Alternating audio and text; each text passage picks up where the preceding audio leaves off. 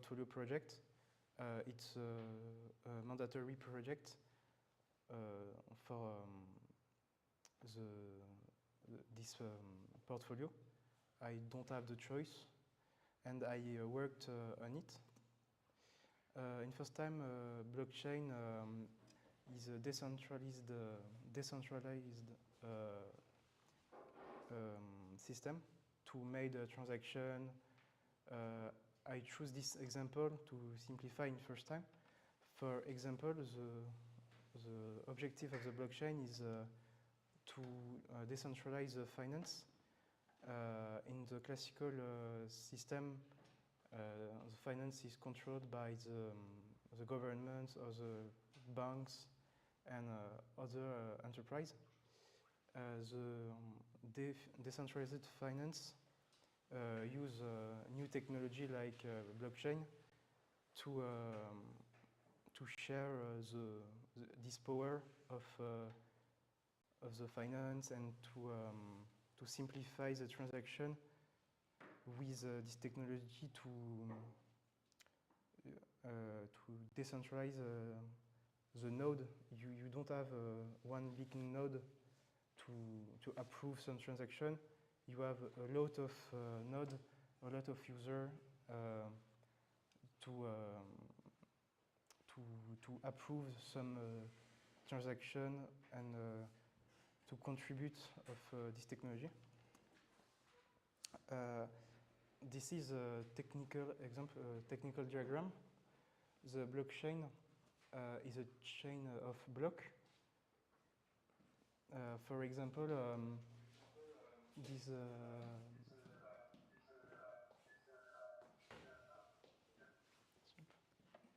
this graph shows the content of a block. A block has a hash. The hash is a fingerprint of each block. Each block contains every transaction. For example, in the transaction you have a fee. A fee is like a commission, and you have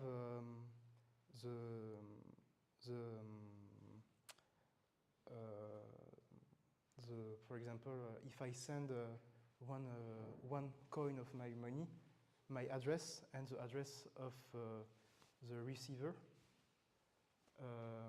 You have a timestamp for each block to identify it with his hash, and the block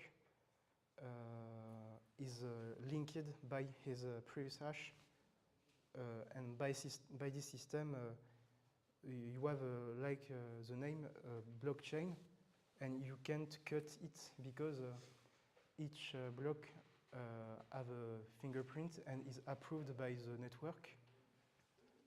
After that, you have other mechanism to approve some block, to create new block, but today is not the subject. In my implementation, we have 3 different parts. We have the first part. I worked on it in this order, and by cryptography, after that the core and the client. The first part is to make, for example, this hash, or to sign something, or to create a, I show you after that, but to sign with a private key your transaction. We have everything, every requirement for these 2 parts. The core contains the logic to create a block, to mine a block, and to run this blockchain. And the client is to run it, to use the blockchain. Is not a real blockchain. My implementation it works on RAM. It's temporarily in the memory. You don't have like Bitcoin an API to communicate with other nodes. It's just a local blockchain. I show you a little demonstration of the project. the client runs in a terminal. I run it, and this first command is to show your public key. Your public key is your identifiant on the blockchain. Is like your bank account number, for example, and it's important to identify your wallet on the blockchain. And you have a private key. It's the same thing. It's a hash like it, but you can sign some things to prove it's really your transaction and not another people. This command is to show the blockchain. The blockchain is just a big register of transactions, and for the moment in my terminal, the blockchain is empty, and this is the genesis block. This is the first block of the blockchain. For example, the hash is null, and we don't have any transaction for the moment. Now I mine the first block, and I create a basic, not basic, but a base wallet to send some coins, for example. This is the base wallet, and we have 50 coins with my actual ID, because I'm the first, I'm the creator, and we need some coins to make the example. And now I send 1 coin, for example, to another wallet, and this is the ID of the wallet. Up. Now I mine it, and we can see this is the transaction, and this is the previous hash, and we have 1 coin, and the base wallet is now at 39. We have other features in this client, but everything is not functional for the moment. We have some bugs. In this project, the challenge for me was to understand some documentation, some algorithm and concept. I was alone on this project, and for some things it was hard, but now I understand. I have a better comprehension of some algorithm and concepts, because I was first to understand some concepts with myself, and it was a good experience for this part, for the algorithm comprehension. If you have a question, I'm here.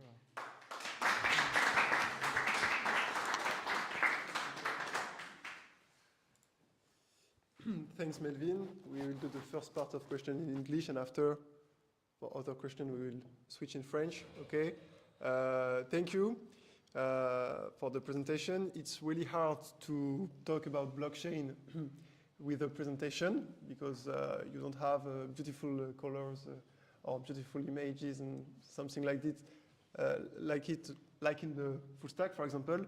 So great job. My first question is, now that you made your first blockchain, do you trust the blockchain? Do you think this techno will be present everywhere in the future? Yes, I trust in the blockchain. I'm not a specialist in blockchain, but I trust in this technology. I think the future implementation of new things in blockchain, like smart contracts or other new concepts, is important, and I think is the future. Which techno did you use to make your blockchain? To make this project, I use the two technology principally. I use the C language, and I use some software development kit or library like OpenSSL. Is a standard for to use some algorithm to hash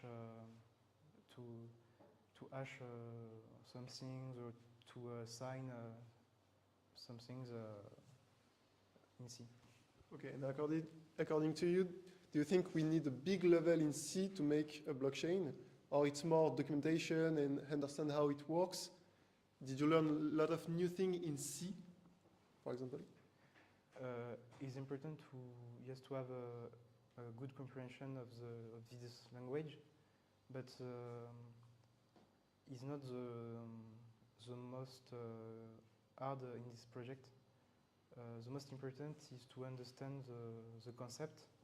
The code is not really important. The technology is not important. The important part is just how it works to implement it. You can make a blockchain in Python or in anything. Just the C is good because it's more efficient for algorithm to hash and is more practical to use something. But just the comprehension of the algorithm is the most important. Okay, and last question for me. What is for you the best use case for blockchain? Because we talk about crypto, we talk about NFTs. What's the best case for you? I think actually the best usage is in finance, but in the future I trust in smart contracts, for example, to make official documents, official transaction like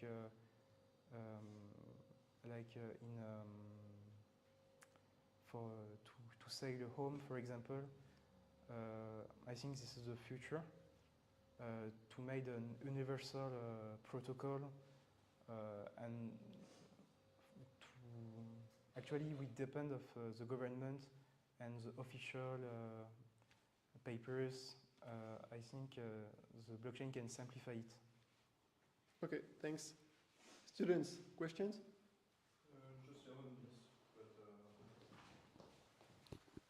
I would like to say congratulations, first of all, on the presentation. It's pretty interesting. And my question is, what would be your advice for students trying to find out what specialty they're going to do next? And like, what type of student would you recommend to do blockchain? I'm not sure. Can you repeat, please? What type of student, like, would you recommend to blockchain, like this specialty? I think if you like just the algorithm and to understand a new concept, it's a good option. But if you prefer to code some visual project or to have a more design project, Let's say creative students. Yes, it's not a good way. This is more for the algorithm-oriented person. And do you like the decision that you made to choose the specialty? Yes, I have some problems, but I like the algorithm-oriented project. Okay, thank you.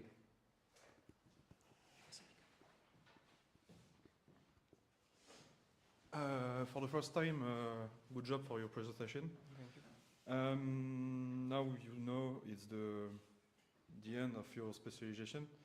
Where do you see you on the future, and do you continue your project for concretization about this, or no?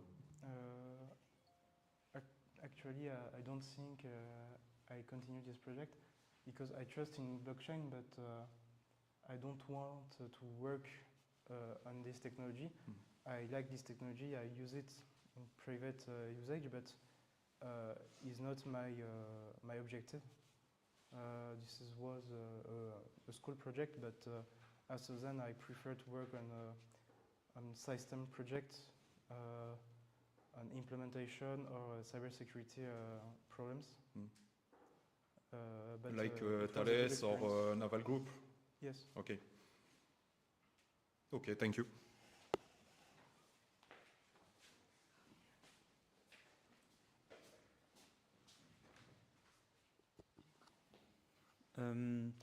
Do you think the adoption of smart contracts by the government is actually feasible? I think it's possible, but we need time. For example, the United States use some stable coins. For example, stable coins is it just copy the value of the dollar, for example, of the euro. For example, the United States use stablecoin to diffuse the dollar in the world to bypass some law in Europe or in Asia. And some governments like the United States are interested by this new technology. And actually, for example, in Europe, this is not really the case, but some politicians work to study this new technology. Thank you.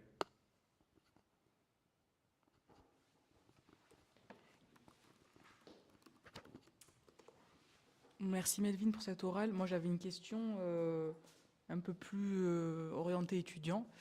Quel conseil tu donnerais à tes camarades pour améliorer leur niveau d'anglais? Parce que pour le coup, moi je suis impressionnée par ton aisance à l'oral en anglais quand je vois tes débuts. Et je trouve ça super que tu aies pu monter en compétence là-dessus. Est-ce que tu as des conseils à leur donner? Merci en tout cas, mais au niveau des conseils, j'ai pas grand-chose à dire. C'est qu'il faut juste, quand on lit des documentations, même si on comprend la moitié, il faut quand même faire l'effort de lire la documentation. Après moi de base, je déteste l'anglais, mais quand on doit lire un document, même si on a de la chance en France, il y a énormément c'est la seconde langue la plus utilisée sur Internet quand il s'agit de sujets techniques. On peut faire le parallèle et on peut lire un peu de ressources en anglais, un peu de ressources en français. Et petit à petit, on prend de l'expérience, on finit par faire le lien entre les mots qu'on connaît en français et qu'on connaît en anglais. On regarde des vidéos aussi, c'est important de regarder des vidéos même si on ne comprend pas tout. Petit à petit, on finit par faire l'association et on comprend. Je n'ai pas une grammaire qui est parfaite, je n'ai pas beaucoup de vocabulaire, mais ça permet de se faire comprendre. Super, je te remercie. D'autres questions?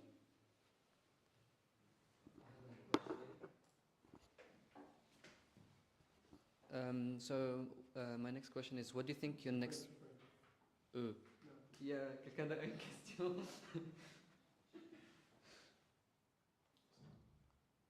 No hablo espagnol. Tu es en direct, Thomas, merci. Tu veux pas la dire en français? Non. Dis-la en anglais alors, vas-y. What do you think your next move would be? Like your next step? The professional step? Yes, sir. Actually, I want to work on some certification. I want to work to understand some other concepts in low level, and after then I want to work in some companies in low level, but I'm not fixed. Okay, fair enough, thank you. Merci Melvin, bravo.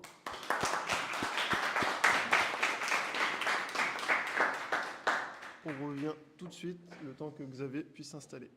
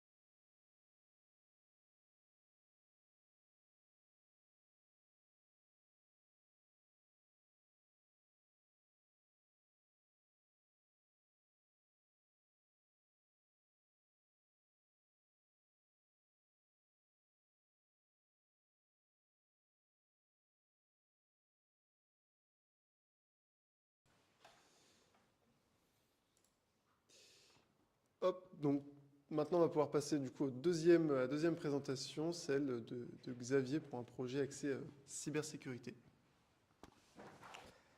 So hello everyone. Today I'm going to present to you a project called Fishnet.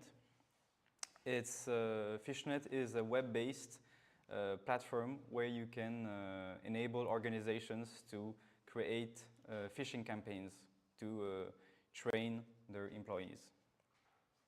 This project was created by Emma Lateron, Diogo Lopez, and myself, and it's the end of a year project for the specialty of cybersecurity. So why would you use Fishnet? First of all, phishing represents 90% of cyber attacks. The problem is that for many organizations, phishing is a blind spot. So Fishnet, how does it help companies? It helps simulating phishing campaigns for companies. It can help you train user behavior. It's not only about seeing who makes the error, it's also about teaching them. So if somebody makes a mistake, you'll send them to a sensibilization platform about phishing and teach them the ethics, and not the ethics, but show them why they were trapped and how it cannot happen again. And also we help close compliance and audit gaps for companies, so that because our Fishnet application gives a lot of different metrics that I will show you after during the demonstration. So GoFish is an open source phishing platform that we use in our application. We cache each instance to optimize the API calls. Each campaign that we create, we use the cached client to communicate with the selected instance. And all of the email and landing pages are all synchronized among all the instances. This means that we can have a very fast instant created just for the client on the go. As for the team management, what we did is create different roles. So we created an operator and admin role. This is the person who will organize the phishing campaign on the employees. The access to a tenant. The tenant is an organization, represents the organization, and it's controlled through a single-use invitation code, so that only one person can access the organization through that invitation code. It means that the admin and the operator have full access over their own organization, and they can manage members. And the user can just view the campaigns and see who made the mistakes. So this is just the first dashboard. After I'll show you the real dashboard during the demonstration. But this is the most important part of a phishing campaign. It's where you see the stats. So you see all of the metrics that are collected. So you see the emails that were sent. You can see the emails that were opened, all of the clicks, how many people clicked, and how many people submitted the forms. You can see all of those rates in percentage. I'll show you after. And all statistics are filtered per tenant, so per organization, so that one organization can see the data of another one. This is what we call multi-tenancy, which means that each business entity, so an organization, has their own tenant ID, which means that you can only access your own data per organization. So the benefit is GDPR compliance, because your data is your own, and it's very secured. It makes it scalable as well, because if you add a new organization, you only have access to your own data. And we implemented as well a load balancer. So this is to support multiple GoFish instances. So basically how it works is the system keeps track of all the active campaigns. And when a new campaign is created, all of the active campaigns are all checked to see which one has the most campaign. And the one who has the least one is selected automatically and assigned to the client. This means that you can have instances on the fly very quickly, and it's scalable. You can have many organizations. As for the security, we have stateless JWT authentication, which means all the information is cited. You have a password that is hashed with the bcrypt, course configures for the permissions to the API for the origin. We have strict permission validation for each type of users. We have the data that is isolated per tenant, so per organization. And we have audit logs for sensitive actions. The audit logs are everything that happens in the organization to have a traceability of everything that is happening. So in case of a problem, you can also always refer to it and prove that you've done all those things that you've said you've done. I'm going to give you a demonstration. So this is the first dashboard, where you can see here the total campaigns on this side, the templates, the active instances, and the tenants. These are all the organizations that are on the platform. Here are the team members. Here are the team members. So here we have an admin account that I created. Role of operator, we're active, we joined. We have 10 phishing targets here. So these people, right here, login, etc. You can add the target through here. And here you can invite another operator, so another team member with this invitation code. Yep. Then we can go to campaign. Campaigns, these are all the active campaigns. So what is a campaign? A campaign is all of the messages that have been sent to the target. So one campaign, for example, is all of the group message that were sent to these people, the 10 people that were the targets just before. Here we have the dashboard with all of the information. So 10 people were in the team. 5 opened the mail. 1 person clicked, and that person submitted data. We have here the percentage rate of the people who submitted the data, link clicked and email open. We have the timeline. We have the detailed statistics, so all of the emails that were sent. This means that 0 emails were reported, so nobody clicked on spam. And here we have the campaign results with the people who were on our target list. You can see that here the number of people that sent, here the ones that opened and submitted data. What's important to note here is that we don't keep submitted data. We don't keep the password that people put because that's dangerous to keep and it's not ethical. Audit logs. Here we can have with the traceability of everything that is happening, even including the invitation code that was even used. So what we're going to do here for a demonstration is we're going to create a new campaign. So what we're going to do is create an organization. I'm going to call it Alberton. Here we have the invitation code. So we're going to create a new account. Here we're getting the invitation code. Let's call it Rémi, Samia.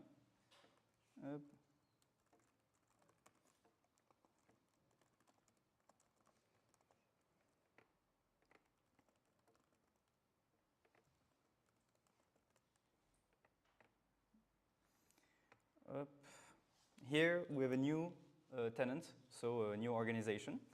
We can see the total campaigns. We see that we have none because we haven't created any. We'll go to team. Team member, we have Rémi Samia with the role of operator. So for the moment, we don't have any target. So what we're going to do is add a new target. So let's add Lucas Melvin.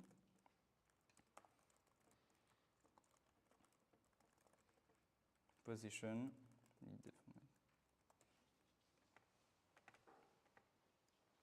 So you see here we see that I've added the target and the phishing targets, Lucas Melvin, with this email and this position. So now we can create a campaign which is going to send a phishing email to the people in the phishing target list.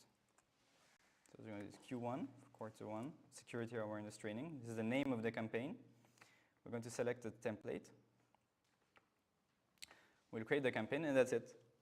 Melvin received the mail, so we can click here. I'll show you. Here we see recipients, email sent only. We don't have anything else because we haven't opened the mail yet. Here we can see in the mail testing website, we received a mail, so let's click on it. And this in the phishing email, we can see new sign in from new work. This is our template with lucmail@gmail.com. So if we click on review activity, we've opened the mail, so now we can verify on our website. We can see that now we have emails opened, we have one email that was open, one link that was clicked. And if I go back here, I can go next. This is still a phishing email, of course. I can put my password. Okay. Next. And I'm redirected to my phishing platform for sensibilization and to show the person that this was a phishing email and that they need to learn how to not fall in these traps. And now we can see as well, submitted data 1. And now the status as well is updated down. And that's it. Yep.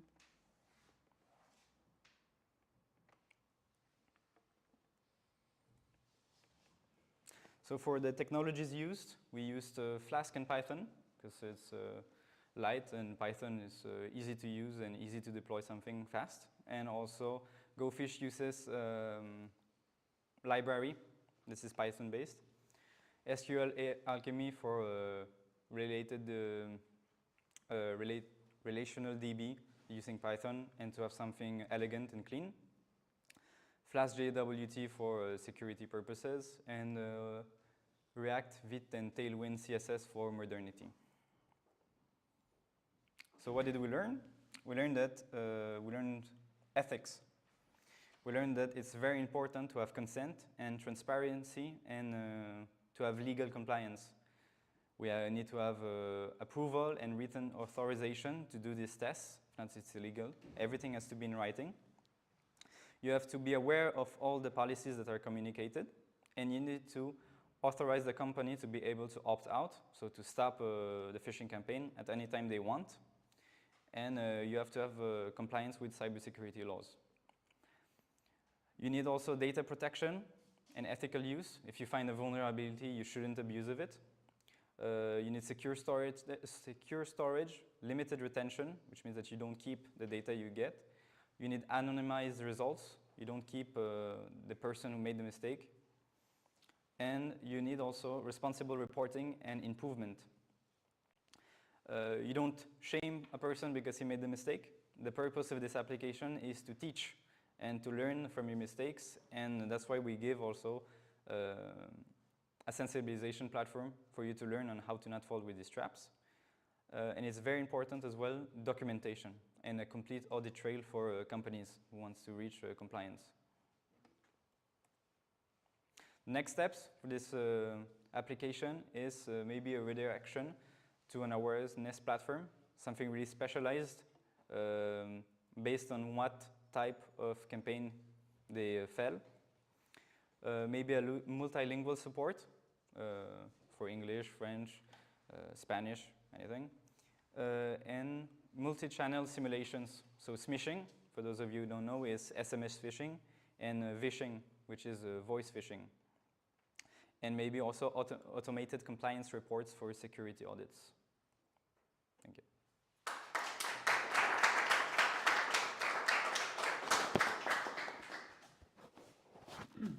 Thanks, Xavier, for your presentation. If you had more time with this MVP, what would you add? I would add more templates so that we have a lot more resources to work with. I would add also maybe an option to export right here in the campaigns directly all of the submitted data in a CSV file. I would add the smishing and vishing if possible, because that's quite nice as an option.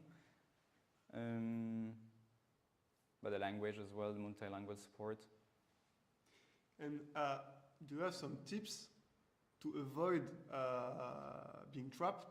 Because if we see your email, it seems to be Google. We think, okay, it's Google, it's the same page. What are your tips to avoid to be trapped? The tips to avoid is to always look at the real name of the sender because a lot of them just change Gmail, for example, with a capital L or something like that. Always verify. Also check, did you really open something? Do you have a new sign-in?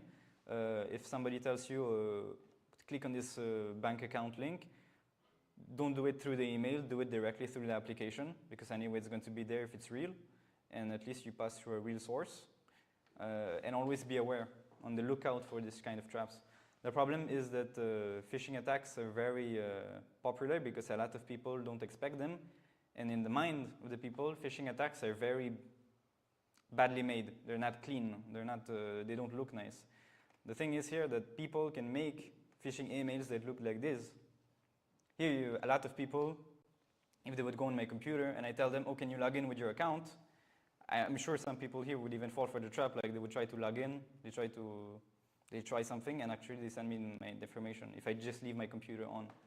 And because actually people think that phishing email means that there's a lot of different errors a bit everywhere, it's not clean, it doesn't look nice, but that's actually very wrong. And that's one of the big problems as well. Okay, nice. And if you add to a new template, do you have an idea of the template maybe? Instagram maybe template, Twitter templates. Login Instagram, or maybe just a link? No, even a login in Instagram can be nice.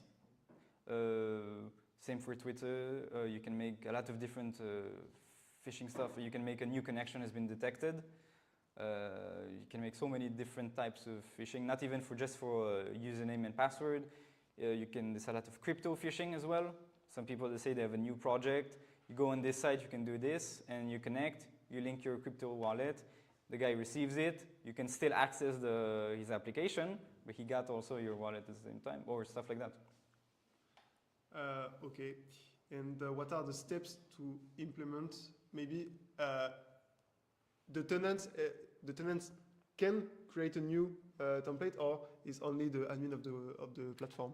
A tenant, so the tenant is an organization, the operator is the admin of the tenant, and the operator can create as many templates as you want inside the organization. And the templates are shared across all instances, which means the other tenants will have access to those templates. And what we want to implement is a check, maybe to only make templates that are only private to one tenant. So for example, if you do spear phishing means that you attack a certain person. It's not only a large group, like I don't even want to attack a CEO, and you have very personal information, that's called spear phishing. So if you want to make a private template, you don't want everybody to have it as well, so maybe just a privacy feature for that. Okay, thank you, Xavier.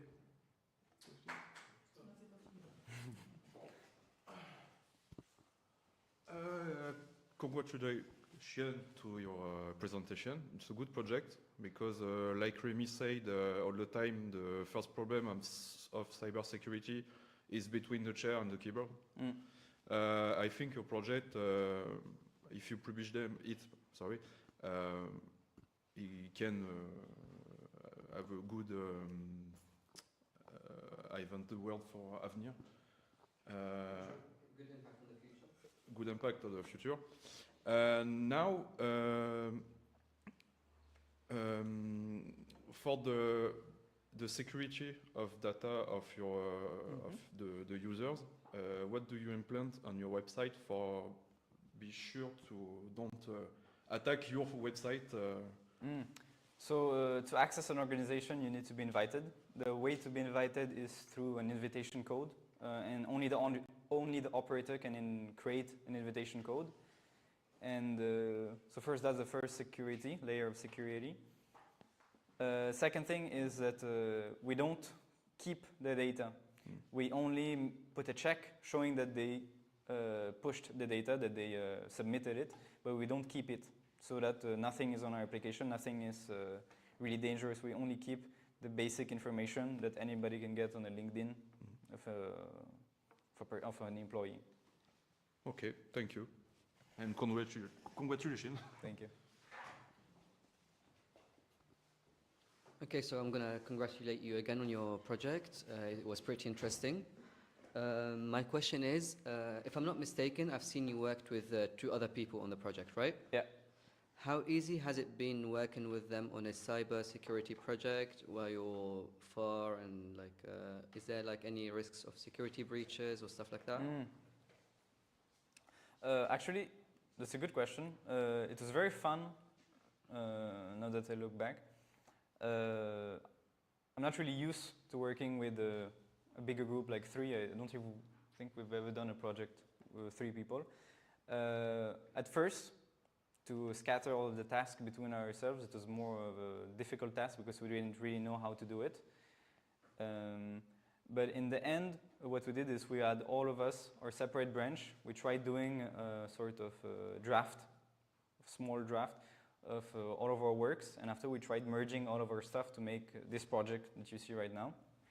At first it wasn't easy because we didn't know how to separate things, but when somebody had a problem, we tried helping that person fix that problem. I have a problem, they try helping me, and in the end we just really worked well together. The distance doesn't really matter actually, because once you talk already on the phone, it's like if I talk with you close to me, and if so communication is the most important part of your project, I guess. Yeah, for sure. And how did you guys come up with this idea? We have actually 21, I think, different concepts to choose from for the end of the year speciality. We chose this one because it's the first vector of attack. Is 90% of cyber attacks are phishing, so we tried making something that would help against this. Okay, thank you. Maybe you know in cybersecurity you have different teams with colors, hat colors. Maybe could you explain maybe the difference between each colors and main colors, and what is your color? My favorite color is red. So there's the red team, the blue team, and the purple team. The red team is going to attack a company that pays them to attack a company, to compromise. What they have to do is make a report on all of the vulnerabilities they find, of all of the steps they use to compromise the company. And after they give that report to the blue team is going to fix all of the problems, or at least try to. Once it's fixed, the red team strikes again, and it's a come and go. When you have purple teaming, it means that a company, it's a specific service that a company can choose, and it's when the purple and the red team, they work at the same time, and while the red team shows you what they're working on, the blue team can work at the same time on it. It's more of a teamwork together. It's like a game about the red Yeah. and blue team. Yeah, completely. Who win the defense or the attack? Yeah. And why red? Aggressive color, maybe, that's why. Un grand merci pour la clarté de cette présentation. J'ai beaucoup aimé la manière dont tu abordes le sujet. Alors moi, je ne suis pas technique, tu le sais très bien, donc je vais être plus sur les questions de marché. Ça serait quoi le type de client et le prix? Alors, moi, je pensais plus à un truc open source. Ok. Donc, pas de prix. Et le type de client, ce serait plus les entreprises qui ont envie justement de tester leurs employés et de renforcer leur sécurité, et aussi en termes de pour régler les problèmes de conformité par rapport aux rapports qu'ils peuvent rédiger. Et comment est-ce que tu monétiserais alors Je monétiserai. tout ça? Comment? Je monétiserai pas. D'accord, donc ça serait quelque chose de gratuit. Oui. Ok. Et ensuite, j'avais une question par rapport, donc j'ai vu, hein, si j'ai bien compris, la personne qui, on va dire, se fait avoir par le mail de phishing, quand elle clique sur le lien en question, elle a accès en fait à ton site web avec une partie de sensibilisation au sujet, c'est ça? C'est ça. Comment est-ce que tu alimentes cette sensibilisation si par exemple la même personne se fait avoir 3 fois d'affilée? Comment est-ce que ça se passe? Est-ce que tu changes le contenu? Comment tu fais? En fait, normalement, pour justement les aides de sensibilisation, ce serait par rapport à l'attaque qu'elle a subie. D'accord. Donc ce serait spécialisé à la campagne qui a été lancée. Donc si c'est par exemple, il y a les tests AB qui existent dans le phishing, qui sont différents types de tests de campagne que tu peux envoyer où tu changes justement le ton. Par exemple là, tu peux avoir un ton urgent, ou tu peux avoir un ton plutôt calme, il faut juste vous connecter, ou un ton vraiment urgence, connectez-vous. Et en faisant ces différents types de tests, tu vas voir ce qui fonctionne le mieux ou ce qui fonctionne moins bien. Et en fonction justement des trouvailles que tu as, si tu vois que quelqu'un a soumis une donnée sur un ton agressif, tu vas lui faire référence à oui, les gens ils mettent la pression justement pour que tu envoies les données, un truc dans le genre. Et quand c'est quelque chose de plus calme, dire de faire attention, ce sera spécifique à la campagne. Ok. Et comment ça se passe le compte rendu par rapport à, je sais pas, un chef d'entreprise qui veut tester ses employés? Comment est-ce que tu lui fais ce compte rendu? Est-ce qu'il y a un accompagnement? Enfin, j'imagine ta solution qui est dans le concret, hein, c'est-à-dire tu vends tu es sur le marché, ça se passe bien, tu as des clients et tout ça, et tu as un chef d'entreprise qui veut tester ses employés. Et comment ça se passe le compte rendu? Il a juste accès à son côté administrateur et c'est lui qui fait un check? Comment tu fais? C'est pas lui qui fait ça, c'est quelqu'un qui s'occupe de la sécurité ou D'accord. qui emploie quelqu'un dans une boîte. Ici, il va aller dans Team, il va signer un opérateur qui va s'occuper justement de faire la campagne. D'accord. Il va rajouter toutes ses targets ici, toutes les personnes qui sont dans l'entreprise, et hop, il lance la campagne et tout le monde reçoit le mail. Et le compte rendu, donc lui, il a juste, il a accès à ceux qui ont ouvert le mail, ceux qui l'ont reçu, ceux qui ont cliqué sur le lien. Ouais. Mais est-ce que tu penserais peut-être à un accompagnement sur, je sais pas, une synthèse avec des chiffres? Comment tu le verrais, toi, ça? Tu le laisserais en autonomie là-dessus? Là, il a déjà les chiffres en haut. Là. Tu penserais pas à un accompagnement sur sa campagne? En fin de campagne? Dans quel sens? Des recommandations, des choses. Des recommandations. Ouais. En tant qu'expert, exactement. Est-ce que tu pourrais apporter une plus-value là-dessus sur une synthèse de résultats sur cette campagne-là? Du coup, spécifique à la campagne, oui, ce serait plutôt les ressources par rapport à la sensibilisation, mais spécifique à la campagne, encore une fois. Ok. D'autres questions? J'en ai une dernière, parce que du coup, le côté open source, ça m'a alerté sur un truc. Vous n'avez pas peur du coup du fait que vous le mettiez en open source, que justement votre projet soit détourné par rapport à des personnes qui n'y connaissent pas du tout en dev, par exemple, ou en tant que cybersécurité, et du coup vous leur, entre guillemets, mâchez le travail en disant je leur propose un outil qui permet de faire du phishing, du coup pas en tant que en but de sécurité, de prévention, mais plus en but de réellement créer une attaque derrière, quoi. Ouais. Nmap, tout le monde l'utilise, que ce soit attaquant ou défenseur.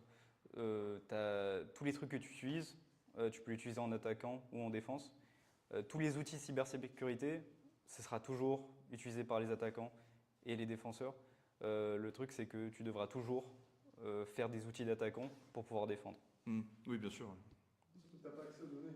Et tu n'as pas accès aux données en plus. Oui, ok. On ne garde pas les données et tu es obligé toujours de faire des outils. Parce que là, vous proposez du coup un template prédéfini. En fait, il n'y a pas la possibilité de faire son propre message Si. de phishing, quoi. Ah oui, c'est vrai que je n'ai pas montré ça. Là, tu peux créer ton nouveau template, tu mets la preview de la landing page de l'email. Et là, tu peux créer tous les templates que tu veux, par contre. C'est ça ce que je pose comme question. C'est que du coup, le mec il peut créer tout et n'importe quoi et peut-être créer une réelle attaque au final. Mais le premier, voilà. D'accord. Tout ce qu'il obtient, c'est les informations qu'il a déjà implémentées lui-même. Ok. Donc, toutes ces personnes-là, c'est ce que tu as déjà écrit et tu auras juste le petit check qui te dit, si je vais vous montrer, submitted data. Mais tu ne pourras pas regarder parce qu'on ne le stocke pas. Ok. Pour justement pour limiter. Ok. Mais par contre, moi, si demain j'envoie un mail, je mets mon compte bancaire, je dis faites-moi un virement parce que vous avez une facture en retard, ça passe aussi. Si la personne, malheureusement, est fragile au niveau de Internet.